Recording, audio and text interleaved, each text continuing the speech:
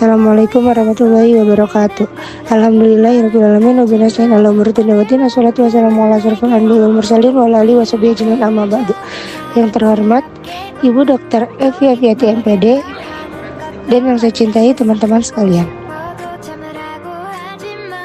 Perkenalkan, nama saya Mauza Livia, perwakilan dari kelompok 5 bersama teman saya Diva Jayanti, Revanida Safira, dan Diana Zibah.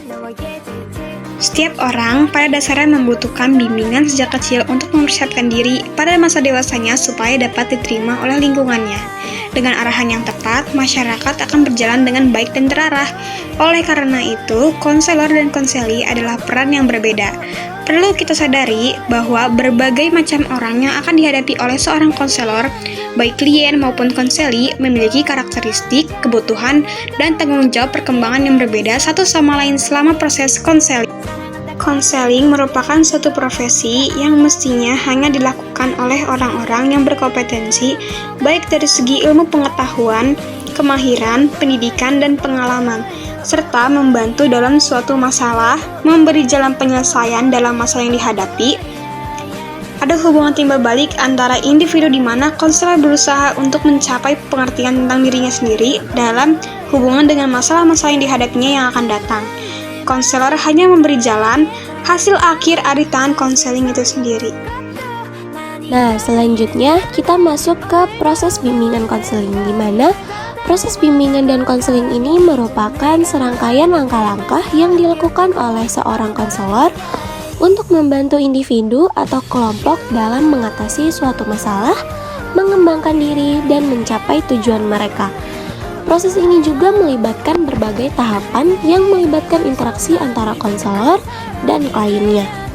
Berikut adalah langkah-langkah umum dalam proses bimbingan dan konseling. Yang pertama itu ada pengumpulan informasi atau intake assessment, di mana konselor dan klien pertama kali bertemu untuk mengidentifikasi masalah atau kekhawatiran utama yang dihadapi oleh klien. Konselor juga melakukan penilaian awal terhadap klien, mencoba memahami latar belakang, sejarah, dan juga kondisi klien. Yang kedua ada pengaturan tujuan atau goal setting. Nah, di yang kedua ini, konselor dan klien bekerja sama untuk menentukan tujuan-tujuan yang ingin dicapai dalam bimbingan konseling. Tujuan-tujuan ini harus spesifik, terukur, dapat dicapai, relevan, dan berbatasan waktu atau SMART. Yang ketiga yaitu eksplorasi masalah atau problem exploration, di mana konselor membantu klien dalam menjelajahi masalah atau kekhawatiran mereka dengan lebih mendalam. Nah, proses ini mencakup mendengarkan dengan empati dan mendalam untuk memahami perasaan dan pemikiran klien. Identifikasi faktor-faktor yang mungkin berkontribusi terhadap masalah klien. Yang keempat, ada pengembangan rencana tindakan atau action planning. Bersama-sama, konselor dan klien mengembangkan rencana tindakan yang akan membantu klien mencapai tujuan mereka.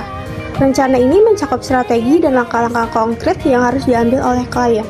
Seperti, klien harus bersedia untuk terbuka dan jujur mengenai perasaan dan pengalaman mereka dengan konselor, serta untuk mendengarkan dengan seksama setiap saran atau nasihat yang diberikan oleh konselor. Yang kelima ada implementasi tindakan atau action implementation. Klien mulai menjalankan rencana tindakan yang telah dibuat. Konselor dapat memberikan dukungan, petunjuk, dan panduan saat klien mencoba mengatasi masalah dan mencapai tujuan mereka. Yang keenam ada evaluasi progress evaluation, yaitu konselor dan klien secara berkala mengevaluasi progres menuju mencapai tujuan. Hal ini memungkinkan untuk melihat apakah strategi yang digunakan efektif atau tidak. Apabila tidak efektif, maka akan membuat perubahan dalam strategi atau pengembangan strategi yang sebelumnya. Yang ketujuh ada pengakhiran bimbingan, termination. Ketika klien telah mencapai tujuan mereka atau merasa cukup mampu untuk mengatasi masalah tanpa bantuan lanjutan, sesi bimbingan diakhiri. Pengakhiran dapat mencakup evaluasi akhir, merayakan pencapaian, dan merencanakan langkah-langkah berikutnya jika diperlukan. Yang ke-8 ada follow up, yaitu tindak lanjut. Setelah pengakhiran, konselor dapat melakukan tindak lanjut untuk memastikan bahwa klien tetap berada dalam jalur yang baik dan tidak mengalami kembali masalah yang sama. Selama seluruh proses, konselor berfungsi sebagai pendengar yang empatik, sumber dukungan, dan pemandu untuk klien. Mereka menggunakan berbagai teknik konseling seperti mendengarkan aktif, refleksi, pemecahan masalah, dan intervensi yang sesuai untuk membantu klien mencapai tujuan mereka dan mengatasi masalah. Proses ini dapat berlangsung dalam beberapa sesi atau berlanjut dalam jangka waktu yang lebih lama, tergantung pada kebutuhan dan kompleksitas klien dalam menghadapi masalah. Oke, sudah memasuki bagian kesimpulan. Kesimpulannya adalah, bimbingan konseling adalah suatu proses yang bertujuan untuk membantu individu, kelompok dalam mengatasi masalah, mengembangkan diri, dan mencapai kesejahteraan psikologis dan emosional. Tujuan utama bimbingan konseling adalah membantu individu mencapai pemahaman yang lebih baik tentang diri mereka sendiri, mengatasi masalah, dan mengambil keputusan yang lebih baik dalam kehidupan mereka. Mungkin cukup sekian dari kita. Wassalamualaikum warahmatullahi wabarakatuh.